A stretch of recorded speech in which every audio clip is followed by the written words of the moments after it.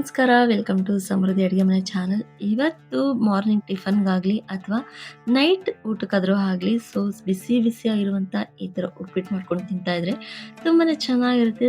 ವಾಂಗಿಬಾತ್ ಉಪ್ಪಿಟ್ಟನ್ನ ಇವತ್ತು ಯಾವ ರೀತಿ ಮಾಡೋದು ಅಂತ ತಿಳಿಸ್ತಾ ಇದ್ದೀನಿ. ಕಂಪ್ಲೀಟ್ ಆಗಿ ಈ ವಿಡಿಯೋನ ನೋಡಿ. ಇವಾಗ ವಿಡಿಯೋನ ಸ್ಟಾರ್ಟ್ ಮಾಡೋಣ.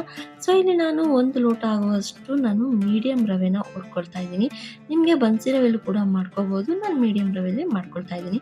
ತುಂಬಾನೇ ಚೆನ್ನಾಗಿ ಬರುತ್ತೆ. ಸ್ವಲ್ಪ ಎಣ್ಣೆ ಹಾಕಿ ರವೆನ ಹುರ್ದಿ ಎತ್ತಿಟ್ಕೊಳ್ತಾ ಇದ್ದೀನಿ.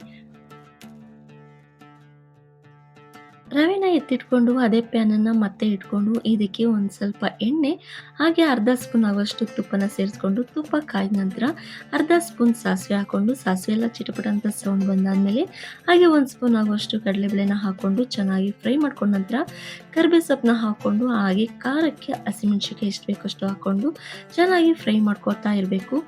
ಹಸಿಮೆಣಸಿನಕಾಯಿನ ಡೈರೆಕ್ಟಾಗಿ ಎಣ್ಣೆಗೆ ಹಾಕೋದ್ರಿಂದ ಬೇಗ ಖಾರ ಕೂಡ ಬಿಡುತ್ತೆ. ಇವಾಗ ಈರುಳ್ಳಿನ ಹಾಕೊಳ್ತಾ ಇದ್ದೀನಿ. ಈರುಳ್ಳಿ ಹಾಕೊಂಡು ಚೆನ್ನಾಗಿ ಫ್ರೈ ಆಗಬೇಕು. ಉಪ್ಪಿಟ್ಟಿಗೆ ಈರುಳ್ಳಿನ ಸ್ವಲ್ಪ ಜಾಸ್ತಿನೇ ಹಾಕೊಳ್ಳಿ, ತುಂಬಾನೇ ಚೆನ್ನಾಗಿ ಬರುತ್ತೆ. ಈರುಳ್ಳಿ ಎಲ್ಲ ಚೆನ್ನಾಗಿ ಫ್ರೈ ಆದ ನಂತರ ಅರ್ಧ ಸ್ಪೂನ್ ಆಗುವಷ್ಟು ಶುಂಠಿ ಬೆಳ್ಳುಳ್ಳಿ ಪೇಸ್ಟ್ನ ಕೂಡ ಹಾಕೊಂಡು ಹಸಿ ಸ್ಮೆಲ್ ಹೋಗೋವರೆಗೂ ಬಾಡಿಸ್ಕೊಂಡ ನಂತರ ನಾನಿಲ್ಲಿ 2 ಟೊಮೊಟೊನ ಪೇಸ್ಟ್ ಮಾಡಿ ಹಾಕೊಳ್ತಾ ಇದ್ದೀನಿ. ಪೇಸ್ಟ್ ಬೇಡ ಅನ್ನೋದಾದರೆ ನೀವು ಹಾಗೆ ಹೆಚ್ಚಿ ಕೂಡ ಹಾಕೋಬಹುದು.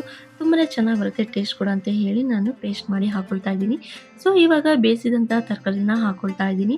ಕ್ಯಾರೆಟು, ಬೀನ್ಸು, ಬಟಾಣಿನ ಹಾಕೊಳ್ತಾ ಇದ್ದೀನಿ. ಚೆನ್ನಾಗಿ ಫ್ರೈ ಮಾಡ್ಕೊಂಡ ನಂತರ ಇದಕ್ಕೆ ಚಿಟಿಕೆಯಷ್ಟು ಅರಿಶಿನ ಕೂಡ ಸೇರಿಸ್ಕೊಂಡು ನಂತರ ಇದಕ್ಕೆ ಮೇನ್ ಇಂಪಾರ್ಟೆಂಟ್ ಆಗಿ ವಾಂಗಿಬಾತ್ ಪೌಡ್ರನ್ನ ಒಂದು ಅರ್ಧ ಕಪ್ ಆಗುವಷ್ಟು ನಾನು ಹಾಕೊಳ್ತಾ ಇದ್ದೀನಿ. ತುಂಬಾನೇ ಟೇಸ್ಟ್ ಕೊಡುತ್ತೆ. ಮಾರ್ನಿಂಗ್ ಟಿಫನ್‌ಗಾಗಲಿ ಅಥವಾ ನೈಟಲ್ಲಿ ಈ ಥರ ಮಾಡ್ಕೊಂಡು ತಿಂದರೆ ತುಂಬಾನೇ ಚೆನ್ನಾಗಿರುತ್ತೆ ಅಂತಲೇ ಹೇಳ್ಬೋದು. ನಾನಿಲ್ಲಿ 1 ಕಪ್ ಆಗುವಷ್ಟು ಅಂದರೆ 1 ಲೋಟ ಆಗುವಷ್ಟು ರವೆನ ತಗೊಂಡಿದ್ದೀನಿ. ಹಾಗೆ ಇದಕ್ಕೆ 3 ಲೋಟ ಆಗುವಷ್ಟು ನೀರನ್ನ ಸೇರಿಸ್ಕೊಳ್ತಾ ಇದ್ದೀನಿ. ನಿಮಗೆ ಎಷ್ಟು ಕ್ವಾಂಟಿಟಿ ಬೇಕೋ ಅಷ್ಟು ನೋಡಿಕೊಂಡು ನೀವು ನೀರನ್ನು ಸೇರಿಸ್ಕೊಳ್ಳಿ. ಇವಾಗ ಫೈನಲ್ ಆಗಿ ನೀರು ಕೂಡ ಕುದೀತಾ ಇದೆ. ಇವಾಗ ಸ್ವಲ್ಪ ಕೊತ್ತಂಬರಿ ಸೊಪ್ಪನ್ನ ಸೇರಿಸ್ಕೊಂಡು ಇದಕ್ಕೆ ಹುರಿದಿರುವಂಥ ರವೆನ ಸೇರಿಸ್ಕೊಳ್ತಾ ಚೆನ್ನಾಗಿ ಕೈ ಆಡಿಸ್ತಾನೆ ಇರಬೇಕು. ಇಲ್ಲಾಂತಂದರೆ ಗಂಟು ಕೂಡ ಆಗ್ಬಿಡುತ್ತೆ. ಚೆನ್ನಾಗಿ ತಿರುಗಿಸ್ಕೊಳ್ಳಿ. ತಿರುಗಿಸ್ಕೊಂಡ ನಂತರ ನಾವು ಇದಕ್ಕೆ ನಿಮಗೆ ಕಾಯಿ ತುರಿ ಬೇಕು ಅಂದ್ರೂ ಕೂಡ ಹಾಕೋಬಹುದು. ನಾನು ಕಾಯಿ ತುರಿನ ಹಾಕೊಂಡಿಲ್ಲ. ಇವಾಗ ಲಿಡ್ ಕ್ಲೋಸ್ ಮಾಡಿ ಒಂದ್ 2 ನಿಮಿಷ ನಾವು ಹಾಗೆ ಬಿಟ್ರೆ ಚೆನ್ನಾಗಿ ರವೆ ಎಲ್ಲ ಉದುದ್ರವಾಗಿ ಚೆನ್ನಾಗಿ ಬರುತ್ತೆ ಕೂಡ.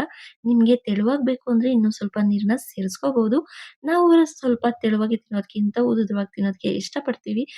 ಈ ರೀತಿ ನಾವು ಉಪ್ಪಿಟ್ಟು ಮಾಡ್ಕೊಂಡಾಗ ತುಂಬಾನೇ ಚೆನ್ನಾಗಿ ಬರುತ್ತೆ. ಇವಾಗ ಈಸಿಯಾಗಿ ವಾಂಗಿಬಾತ್ ಉಪ್ಪಿಟ್ಟನ್ನ ಯಾವ ರೀತಿ ಮಾಡೋದು ಅಂತ ನೋಡಿದ್ರಿ ಅಲ್ವಾ? ಈ ವಿಡಿಯೋ ನಿಮ್ಗೆ ಇಷ್ಟ ಆಗಿದೆ ಅಂತ ಅನ್ಕೊಳ್ತಾ ಇದ್ದೀನಿ. ಇಷ್ಟ ಆಗಿದ್ರೆ ನೀವು ಮಾಡಬೇಕಾಗಿರೋದು ಇಷ್ಟೇ. ನಮ್ಮ ಸಮೃದ್ಧಿ ಅಡುಗೆ ಮನೆ ಚಾನೆಲ್‌ನ ಸಬ್ಸ್ಕ್ರೈಬ್ ಮಾಡ್ಕೊಳ್ಳಿ. ಹಾಗೆ ನೋಟಿಫಿಕೇಷನ್‌ಗೆ ಬೆಲ್ ಐಕಾನ್ ಮೇಲೆ ಕ್ಲಿಕ್ ಮಾಡಿ. ಇದರಿಂದ ನಮ್ಮ ವಿಡಿಯೋಸ್‌ಗಳು ನಿಮಗೆ ಬೇಗ ರೀಚ್ ಆಗುತ್ತೆ ಕೂಡ. ನೀವೇ ಮೊದಲು ಕೂಡ ನೋಡ್ಬೋದು. ಎಷ್ಟು ಚೆನ್ನಾಗಿ, ಎಷ್ಟು ಬೇಗವಾಗಿ ಮಾಡ್ಕೋಬಹುದು ಅಂತ ನೋಡಿದ್ರಿ ಅಲ್ವಾ?